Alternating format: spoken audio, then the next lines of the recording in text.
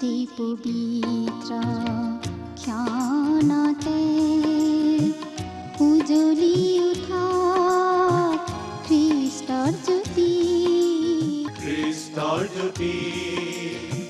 গ্ৰহণ কৰাই ভক্তি বচন এই মাথোন আমাৰ মিনতি গ্ৰহণ কৰাই ভক্তি বচন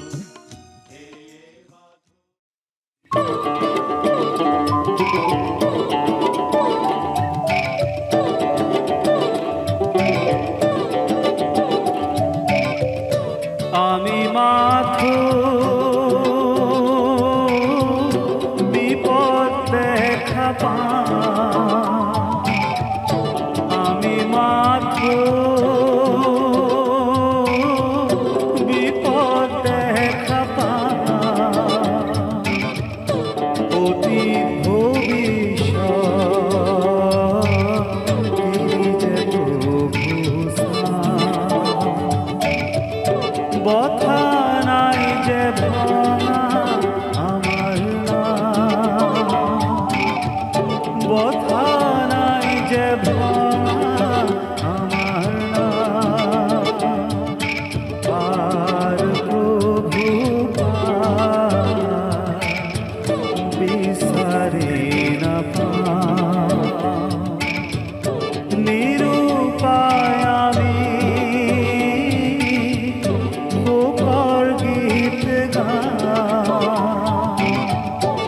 আমি মাথো বিপদ দেখা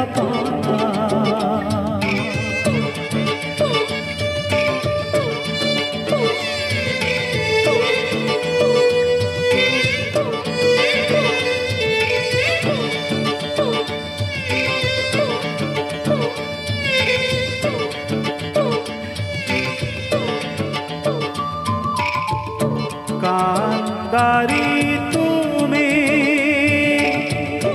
দিয়া পথর নির্দেশ বিনতি করিছু দিয়া আলোকরে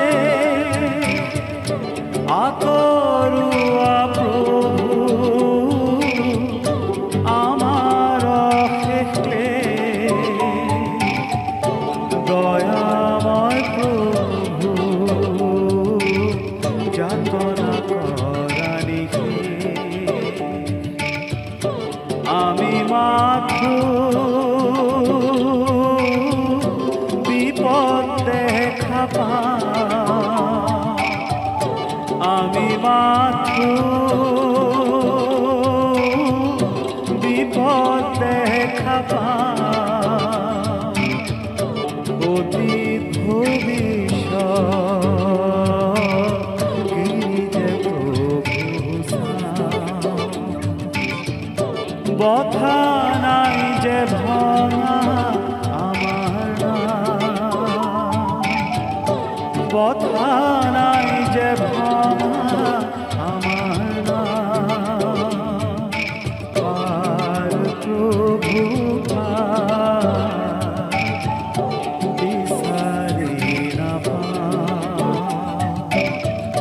নিরুপায় আমি পোকার গীত গাই, আমি মাথো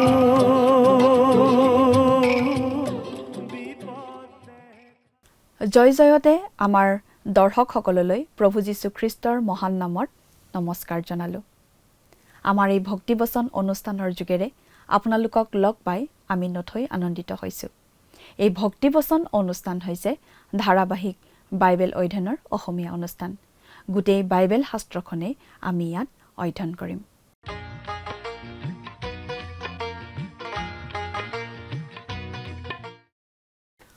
নমস্কাৰ প্ৰিয় দৰ্শকসকল, আপোনালোকক পুনৰবাৰ স্বাগতম জনাইছোঁ। বহুতো দিশৰ পৰা বাইবেল হৈছে এক অসাধাৰণ গ্ৰন্থ। প্ৰায় 40জন লেখকৰ দ্বাৰা বাইবেল ঈশ্বৰৰ পবিত্ৰ আত্মাৰ দ্বাৰা অনুপ্ৰাণিত হৈ লিখা হৈছে।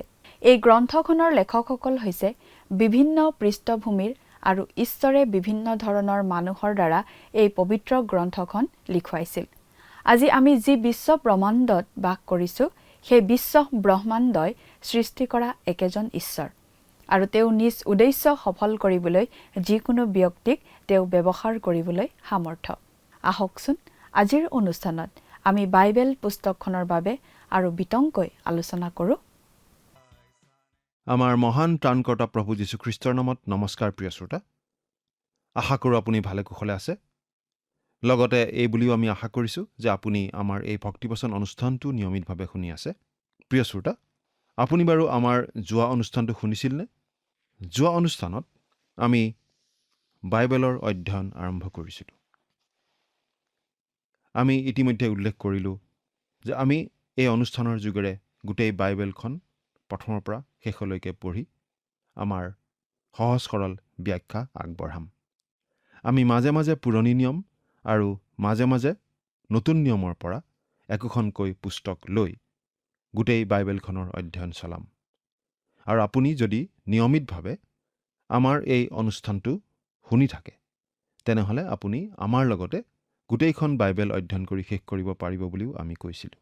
প্ৰিয় শ্ৰোতা, আজিৰ অনুষ্ঠানত আমি বিশেষভাৱে চাবলৈ ওলাইছোঁ কি ক্ষেত্ৰত বা কি ধৰণেনো বাইবেলখন একক আৰু অদ্বিতীয় পুস্তক, সেই কথা। বা বাইবেলখননো কিহত বেলেগ, বা বাইবেলৰনো কি এনে এটা বিশেষত্ব আছে যিটো আন একোতেই আমি নাপাওঁ। বিভিন্ন দিশৰ পৰা এই বাইবেল শাস্ত্ৰখন অতি অসাধাৰণ পুস্তক। উদাহৰণস্বৰূপে এই বাইবেল পুস্তকখনৰ লেখকৰ কথাটোৱেই ক'ব পাৰি। ঈশ্বৰেই এই পুস্তকৰ লেখক। কিন্তু আন এটা দিশৰ পৰা চাবলৈ গ'লে মানুহো এই গ্ৰন্থৰ লেখক। আচলতে গোটেই বাইবেল শাস্ত্ৰখন প্ৰায় 40 গৰাকী লেখকৰ দ্বাৰা লিখা হৈছিল, প্ৰায় 1500 বছৰ কালৰ ভিতৰত। এই মানুহকেইজনৰ কেইজনমানে আন কেইজনমানৰ কথা কেতিয়াও শুনাই নাছিল বা জনাৰ সম্ভাৱনাও নাছিল। আৰু এই 40 গৰাকীৰ মাজত কোনো ধৰণৰ আলোচনা আৰু বুজাবুজিও হোৱা নাছিল, আৰু হোৱাৰ কোনো সম্ভাৱনাই নাছিল। তেওঁলোকৰ মাজৰ 2-3জন মানুহে একগোট হ'ব পৰাৰ বা লগালগি হ'ব পৰাৰ সম্ভাৱনীয়তা আছিল। কিন্তু আনসকলক জনা বা চিনি পোৱাৰ কোনো সম্ভাৱনাই নাছিল। তথাপি তেওঁলোক আটাইকেইজনৰ যোগেদি এনে এখন গ্ৰন্থ ওলাই আহিছে, যিখন গ্ৰন্থত একে চমকপ্ৰদ ধাৰাবাহিকতা আছে, যিটো আজিলৈকে লিখিত যিকোনো গ্ৰন্থৰ ভিতৰতেই অতি চমকপ্ৰদ কথা। আকৌ এই বাইবেল গ্ৰন্থখনত কোনো ধৰণৰ ভুল নাই। প্ৰতিজন লেখকে নিজৰ নিজৰ ভাৱবোৰ নিজৰ প্ৰজন্মৰ আগত প্ৰকাশ কৰিছিল, নিজৰ সময়ৰ মানুহবিলাকৰ আগত প্ৰকাশ কৰিছিল। প্ৰতিজন লেখকৰেই নিজ নিজ সীমাবদ্ধতা আছিল, আৰু নিজৰ নিজৰ ভুলো তেওঁলোকে কৰিছিল। আনকি বৃদ্ধ মুচিয়েও ভুল কৰিছিল। কিন্তু মুচিয়ে যেতিয়া পেণ্টাটুক অৰ্থাৎ বাইবেলৰ প্ৰথম 5খন পুস্তক লিখিছিল, তাত কিন্তু কোনো ধৰণৰ ভুল কোনো প্ৰকাৰেই সোমাই পৰা নাছিল। অৰ্থাৎ আমি এই কথাটোৱে দেখিবলৈ পাওঁ যে বাইবেলখন মানুহৰ যোগেদি লিখিত পুস্তক হ'লেও এইখন আচলতে ঈশ্বৰৰ পৰা অহা পুস্তক।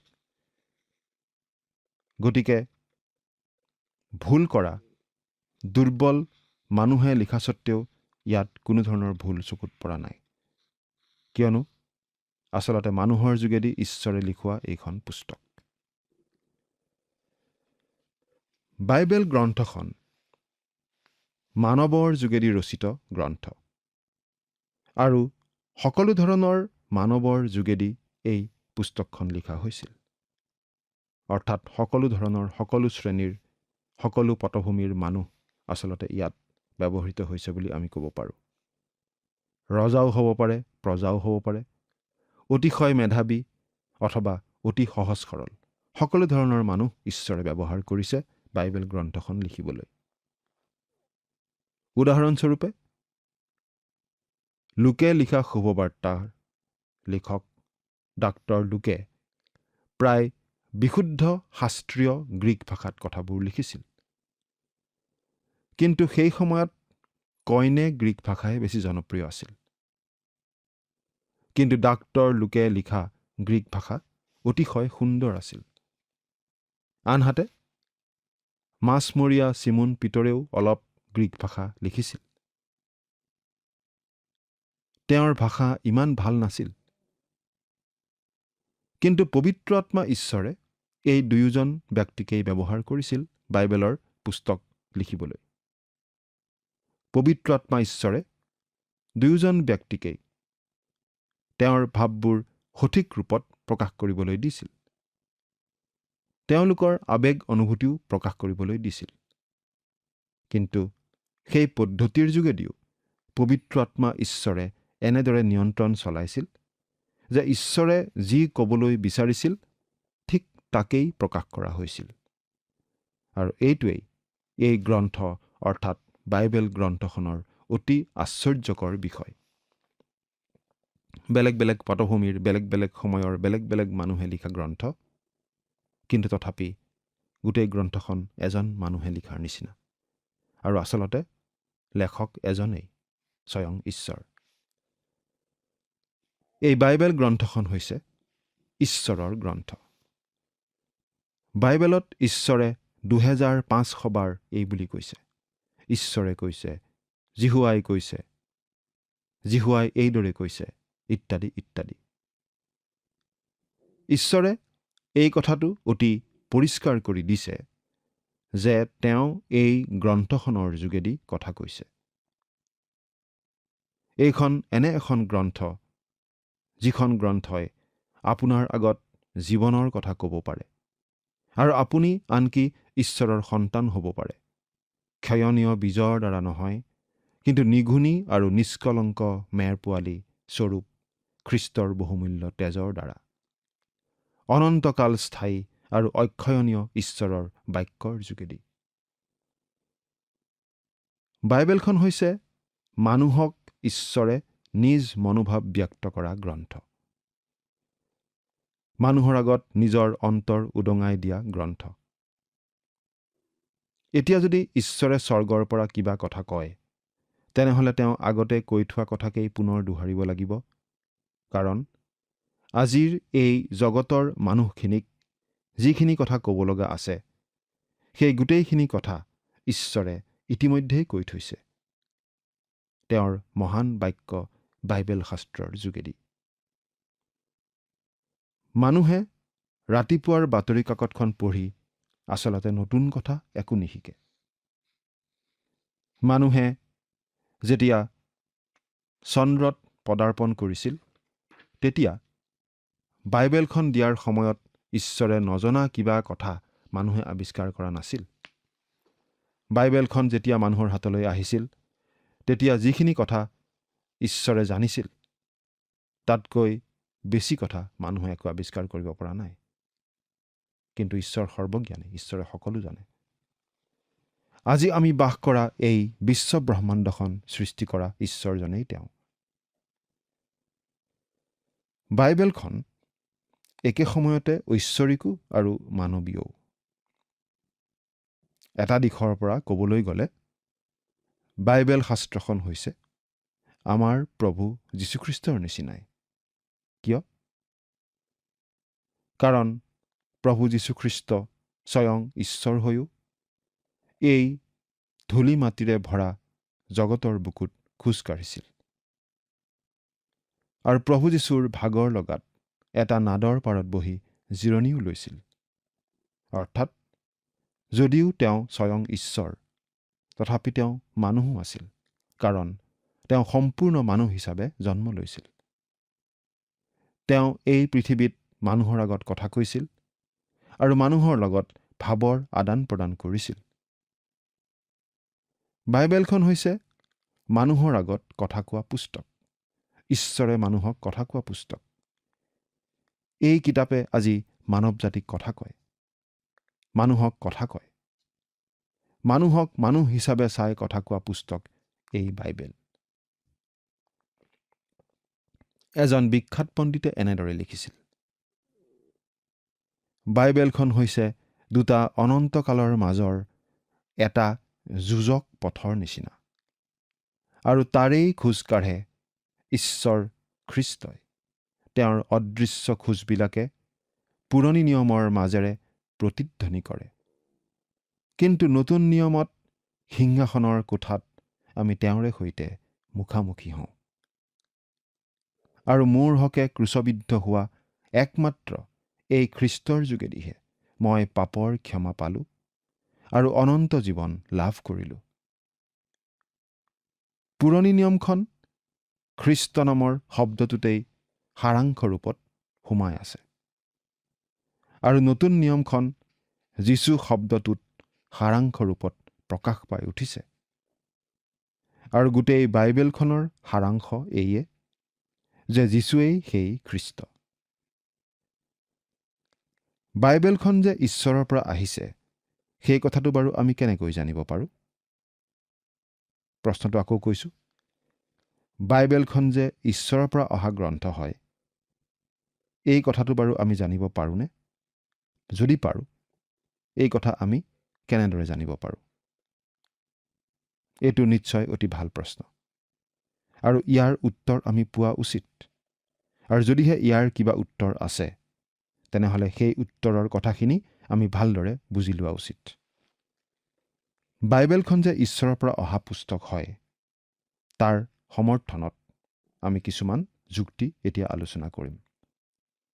প্ৰথমটো যুক্তি হৈছে সংৰক্ষণ। সংৰক্ষণ এই গোটেই কথাটোৰ এটা ব্যৱহাৰিক আৰু বাহ্যিক প্ৰমাণ এইয়ে যে বাইবেলখন অতি অসাধাৰণভাৱে সংৰক্ষিত হৈ আহিছে। বাইবেলখন যে ঈশ্বৰৰ পৰা অহা গ্ৰন্থ হয়, তাৰ প্ৰমাণেই এইটো যে বাইবেলখন অতি অসাধাৰণভাৱে সংৰক্ষিত হৈ আহিছে। আমি প্ৰাচীন কালৰ এজন ৰজাৰ বিষয়ে পঢ়িবলৈ পাওঁ যিৰিমিয়া ভাৱবাদীৰ পুস্তকত। যেতিয়া সেই ৰজাজনৰ হাতত সেই লিখিত বাক্য আহি পৰিছিল, তেতিয়া তেওঁ এখন কেঁচি লৈ গোটেই পুস্তকখন কাটি পেলাইছিল। কিন্তু সেই গোটেই কথাবোৰ আকৌ লিখা হৈছিল, আৰু আজি আমি সেই বাক্য পঢ়িবলৈ পাইছোঁ। অৰ্থাৎ ৰজায়ো ইচ্ছা কৰিও সেই বাক্য নষ্ট কৰিব পৰা নাছিল। শতিকাৰ পিছত শতিকা ধৰি বহুবাৰ বাইবেল একেবাৰে পুৰি পেলোৱা হৈছিল। আজিও এই বাইবেল শাস্ত্ৰখনৰ বিৰুদ্ধে বহু কথা আমি শুনি থাকোঁ। বাইবেলখনৰ শত্ৰু আজিও বহুত। আজি বাইবেলখন অৱশ্যে সঘনাই জ্বলোৱা নহয়, আমি হয়তো মাজে মাজে তেনেকুৱা ঘটনা শুনো, কিন্তু আজি সঘনাই জ্বলোৱা নহয়, কাৰণ মানুহে নিজকে অলপ সভ্য বুলি বিবেচনা কৰে।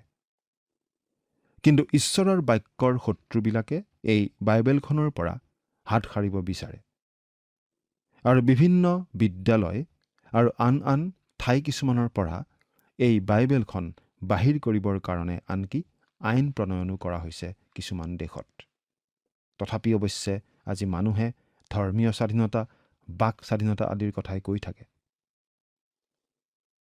বাইবেলৰ বিৰুদ্ধে ইমানবোৰ আক্ৰমণ আজিকো প্ৰতি চলি থকা স্বত্তেও বাইবেল আজিও আছে, আৰু এইখন নিঃসন্দেহে পৃথিৱীত সকলোতকৈ বেছি বিক্ৰী হোৱা কিতাপ বুলি ক'ব পাৰি। বহু বছৰ ধৰি এই বাইবেল শাস্ত্ৰখনেই পৃথিৱীৰ সৰ্বাধিক বিক্ৰী হোৱা কিতাপ হৈ আহিছিল, আৰু আজিও বাইবেল শাস্ত্ৰখনৰ জনপ্ৰিয়তা কমা নাই। অৱশ্যে আজিৰ সমাজত এই বাইবেল শাস্ত্ৰখনৰ জনপ্ৰিয়তা আগৰ তুলনাত অলপ হ্ৰাস পোৱা বুলিও আমি দুখেৰে সৈতে ক'ব লাগিব। আজি অৱশ্যে আগৰ নিচিনাকৈ ঘৰ আৰু সমাজত বাইবেলে পাবলগীয়া স্থান নোপোৱা হৈছে, কাৰণ মানৱ জাতিৰ নৈতিক অধঃপতন দিনে দিনে বাঢ়ি গৈ আছে। তথাপি আমি ক'ব লাগিব যে যি আচৰিত ধৰণে বাইবেলখন সংৰক্ষিত হৈ ৰৈছে, সেইটো মন কৰিবলগীয়া কথা। বাইবেলখন যে ঈশ্বৰৰ পৰা অহা পুস্তক, তাৰ প্ৰমাণ হিচাপে দ্বিতীয়তে আমি আগবঢ়াব পাৰোঁ এটা প্ৰমাণ, সেইটো হৈছে পুৰাতত্ত্ব। পুৰাতত্ত্ব। বাইবেলখন যে ঈশ্বৰৰ বাক্য, সেই কথাটো জনাৰ আন এটা উপায় হৈছে পুৰাতত্ত্বৰ যোগেদি। পুৰাতত্ত্ববিদসকলে চলোৱা খনন কাৰ্যৰ যোগেদি এনেকুৱা কিছুমান কথা আৱিষ্কৃত হৈ আহিছে আৰু হৈ আছে, যিবোৰে প্ৰমাণ কৰি আছে যে বাইবেলখন ঈশ্বৰৰ বাক্য। উদাহৰণস্বৰূপে, এসময়ত সমালোচকসকলে কৈ আহিছিল যে বাইবেলৰ প্ৰথম 5খন পুস্তক মুচিয়ে লিখা নাছিল, কাৰণ মুচিৰ দিনত লিখাৰ ব্যৱস্থাই নাছিল। এইবুলি বহুতে সমালোচনা কৰি আহিছিল। কিন্তু আজিকালি তেনেদৰে আৰু মানুহে নকয়। নিশ্চয় নকয়। কিয় বাৰু? বছৰৰ পাছত বছৰ ধৰি পুৰাতত্ত্ববিদসকলে চলোৱা খনন কাৰ্যই বাইবেলখনৰ গ্ৰহণযোগ্যতাৰ সপক্ষে প্ৰমাণৰ পাছত প্ৰমাণ উলিয়াই আহিছে। এটা উদাহৰণ হৈছে জিৰিহু নগৰ আৰু তাৰ বাগৰি পৰা দেৱালবিলাক। এই বিষয়ে কিছুমান পণ্ডিতৰ মাজত ব্যাখ্যা সম্বন্ধে কিছু মতানৈক্য থাকিলেও এটা কথা প্ৰমাণিত হৈছে যে নিশ্চিতভাৱে সেই জিৰিহু নগৰখনৰ দেৱাল সঁচাকৈয়ে অস্বাভাৱিক ধৰণে বাগৰি পৰিছিল। অৱশ্যে কোন সময়ত বাগৰি পৰিছিল সেই বিষয়ে পণ্ডিতসকলে মত বিনিময় কৰি থকাত আমাৰ আপত্তি নাই। এই বিশেষ বিষয়টোতো ঈশ্বৰৰ বাক্য সঁচা বুলি প্ৰমাণিত হৈছে, আৰু আন বহু ধৰণে পুৰাতত্ত্ববিদসকলৰ খনন কাৰ্যই বাইবেলৰ বৰ্ণনাৰ সঠিকতাকেই প্ৰমাণ কৰি আহিছে। আৰু তেনেদৰে আৱিষ্কৃত বহু পাণ্ডুলিপিয়েও এই কথা সঁচা বুলিয়েই প্ৰমাণ কৰি আহিছে। এইটো বিশেষভাৱে মন কৰিবলগীয়া কথা যে ডেড চি স্ক্ৰল নামৰ সেই মৰু সাগৰৰ কাষত পোৱা নোৰা, অৰ্থাৎ যিচয়া ভাৱবাদীৰ পুস্তকৰ প্ৰাচীন পাণ্ডুলিপি যেতিয়া কিছু বছৰ আগতে আৱিষ্কৃত হৈছিল, তেতিয়া আধুনিকতাবাদীসকলে আনন্দ কৰিছিল, কাৰণ তেওঁলোকে ভাবিছিল যে সেই আৱিষ্কৃত পাণ্ডুলিপিয়ে বাইবেলখন ভুল বুলি প্ৰমাণিত কৰিব। কিন্তু কি জানেনে প্ৰিয় শ্ৰোতা? সেই আৱিষ্কৃত পাণ্ডুলিপিয়ে বাইবেলখন ভুল বুলি প্ৰমাণিত কৰিব নোৱাৰিলে, বৰং তাৰ ওলোটাটোহে হ'ল। অৰ্থাৎ সেই পাণ্ডুলিপিয়ে বাইবেলত লিখিত কথাবোৰ সঠিক বুলিহে প্ৰমাণ কৰিলে, আৰু আধুনিকতাবাদীসকলে সেই বিষয়ে আৰু বেছি মন নকৰা হ'ল। এইবিলাক বিষয়ে আপুনি আৰু অধিক অধ্যয়ন কৰিব পাৰে, আৰু আমি সময়ৰ অভাৱত এই বিষয়টো ইমানতেই সামৰিব খুজিছোঁ। তৃতীয়তে, ফলিওৱা ভাৱবাণী, সফল হোৱা ভাৱবাণী। আজি যদি কোনোবাই মোক সোধে বাইবেল ঈশ্বৰৰ বাক্য বুলি প্ৰমাণ দিবলৈ মোক মাত্ৰ এটা প্ৰমাণ দিয়ক, তেতিয়া মই বাৰু কোনটো প্ৰমাণৰ কথা ক'ম জানেনে? মই প্ৰমাণ হিচাপে ক'ম ফলিওৱা ভাৱবাণী। ফলিওৱা ভাৱবাণীবিলাকৰ কথাটো আমি কোনেও ওলাই কৰিব নোৱাৰোঁ। সেই প্ৰমাণলৈ কোনেও চকু বন্ধ কৰি ৰাখিব নোৱাৰে। আৰু বাইবেলখনত আমি এনেকুৱা ফলিওৱা ভাৱবাণীৰে ভৰি থকা দেখা পাওঁ। শাস্ত্ৰ যেতিয়া লিখা হৈছিল, তাৰ 4ভাগৰ এভাগ আচলতে ভাৱবাণীয়েই আছিল, অৰ্থাৎ ভৱিষ্যতে ঘটিবলগীয়া ঘটনা কিছুমানৰ কথা জনাই দিয়া হৈছিল। আৰু আচলতে সেই ভাৱবাণীবোৰ বহুখিনি মানুহে সাধাৰণতে ভবাতকৈ বহু বেছি অংশ ইতিমধ্যেই ফলিয়াইছে। ভাৱবাণী সফলভাৱে ফলিওৱা এনেকুৱা বহুতো উদাহৰণ আমি দিব পাৰোঁ। বহুতো স্থানীয় পৰিস্থিতিত এনেদৰে ভাৱবাণী ফলিওৱা আমি উদাহৰণ দিব পাৰোঁ। আৰু আনকি ভাৱবাণী দিয়া ভাৱবাদীজনৰ স্থানীয় পৰিৱেশতেই তেনেদৰে ভাৱবাণী ফলিওৱাৰ বহু উদাহৰণো আমি পাওঁ। উদাহৰণস্বৰূপে মিখায়া ভাৱবাদী আহি আহব ৰজাক এই বুলি ভাৱবাণী কৰিছিল যে যদি আহব ৰজাই তেওঁ ভবামতেই যুদ্ধ কৰিবলৈ ওলাই যায় তেনেহ'লে যুদ্ধত তেওঁৰ মৃত্যু হ'ব। কিন্তু আহব ৰজাৰ ভুৱা ভাৱবাদীসকলে ৰজাক ক'লে যে তেওঁ যুদ্ধলৈ গ'লে জয়যুক্ত হৈহে উভতি আহিব পাৰিব। মিখায়াই কোৱা কথাখিনি আহব ৰজাই ভাল পোৱা নাছিল। সেইবাবে তেওঁক বন্দী কৰি কাৰাগাৰত ৰাখিবলৈ আদেশ দিছিল আৰু কেৱল ৰুটি আৰু পানীহে খাবলৈ দিবলৈ কৈছিল। আহব ৰজাই যুদ্ধৰ পৰা উভতি আহি সেই মিখায়া ভাৱবাদীৰ গুটি লগাব বুলি কৈছিল। কিন্তু মিখায়াই অতি স্পষ্টভাৱে কৈ দিছিল, যদিহে আপুনি ঘূৰি আহে তেনেহ'লে মোৰ যোগেদি ঈশ্বৰে কথা কোৱা নাই। কিন্তু ঈশ্বৰে তেওঁৰ যোগেদি কথা কৈছিল, কাৰণ আহব ৰজা যুদ্ধৰ পৰা উভতি নাহিল। তেওঁৰ যুদ্ধত মৃত্যু হ'ল। তেওঁৰ সৈন্যবাহিনী যুদ্ধত পৰাস্ত হ'ল। তেওঁ আনকি মৃত্যুৰ পৰা হাত সাৰিবলৈ ছদ্মবেশ ধৰিহে গৈছিল। কিন্তু এজন শত্ৰু সৈন্যই এনেই ধনুখন লৈ যুদ্ধখন প্ৰায় সামৰণি পৰিবৰ উপক্ৰম হোৱাত তোনৰ পৰা বাকী থকা একমাত্ৰ কাঁড়পাত লৈ কলৈকো লক্ষ্য নকৰাকৈ এনেই কাঁড়পাত মাৰি পঠিয়াইছিল আৰু সেই কাঁড়পাতেই আহি আহব ৰজাক ভেদ কৰি বধ কৰিছিল। কিয়? কাৰণ মিখায়াই অতি শুদ্ধ সঠিক ভাৱবাণী কৰিছিল। প্ৰিয় শ্ৰোতা, বাইবেলখন যে ঈশ্বৰৰ পৰা অহা গ্ৰন্থ হয় তাৰ এইটো এটা ডাঙৰ প্ৰমাণ যে ইয়াত যিবিলাক কথা ভৱিষ্যতে ঘটিব বুলি জনাই দিয়া হৈছিল সেইবোৰ সফলভাৱে ফলিয়াই আছে আৰু যিবোৰ ফলিয়াবলৈ বাকী আছে সেইবোৰো এদিন সফলভাৱে ফলিয়াব। এই কথাবোৰ আপুনি মনত ৰাখি ভৱিষ্যতৰ বাবে নিজকে প্ৰস্তুত কৰিছেনে? চিন্তা কৰি চাওকচোন। ঈশ্বৰে আপোনাক আশীৰ্বাদ কৰক। আমেন।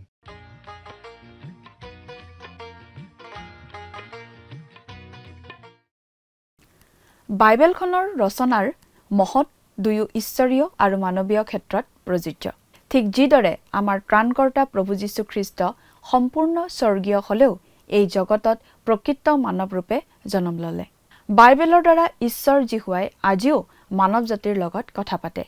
আপুনি যদিও ঈশ্বৰৰ লগত কথোপকথন কৰিব বিচাৰে তেন্তে বাইবেলৰ এই ধাৰাবাহিক অনুষ্ঠানৰ যোগেদি সেই আশীৰ্বাদ লাভ কৰিব পাৰে। স্বৰ্গত থকা অতি মৰমীয়াল দয়ালু পিতৃ ঈশ্বৰ, ধন্যবাদ দিওঁ প্ৰভু তোমাক, তুমি সুন্দৰ সময় প্ৰত্যেককে দান কৰাৰ বাবে। দয়ালু মৰমীয়াল পিতৃ ঈশ্বৰ, এই সময়তে তোমাৰ যি পবিত্ৰ বাক্য অধ্যয়ন কৰা হ'ল, এই বাক্যৰ যোগেদি প্ৰত্যেক দৰ্শকে আশীৰ্বাদ পাইছে বুলি বিশ্বাস ৰাখোঁ।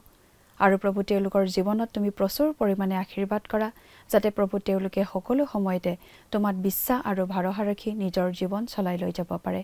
এই সকলো যাচনা মহান ত্ৰাণকৰ্তা প্ৰভু যীশুখ্ৰীষ্টৰ নামত অৰ্পণ কৰিলোঁ। আমেন। প্ৰিয় দৰ্শক, যোৱা অনুষ্ঠানৰ প্ৰশ্নটোৰ শুদ্ধ উত্তৰটো হৈছে অপশ্যন বি, মানুহৰ জীৱনত প্ৰভাৱ পেলোৱাৰ বাবে। আজিৰ অনুষ্ঠানৰ ওপৰত আধাৰিত প্ৰশ্নটো হৈছে বাইবেলৰ লেখক কোন? অপশ্যন এ ঈশ্বৰ, অপশ্যন বি পবিত্ৰ আত্মা, অপশ্যন চি স্বৰ্গদূত, অপশ্যন ডি ভাৱবাদীসকল। প্ৰিয় দৰ্শক, আজিৰ প্ৰশ্নৰ সঠিক উত্তৰটো আজি সন্ধিয়া 6 বজাৰ আগেয়ে আপোনাৰ নাম আৰু ঠিকনাৰে সৈতে আমালৈ 7429840242 নম্বৰত SMS নাইবা হোৱাটছআপৰ যোগে প্ৰেৰণ কৰক।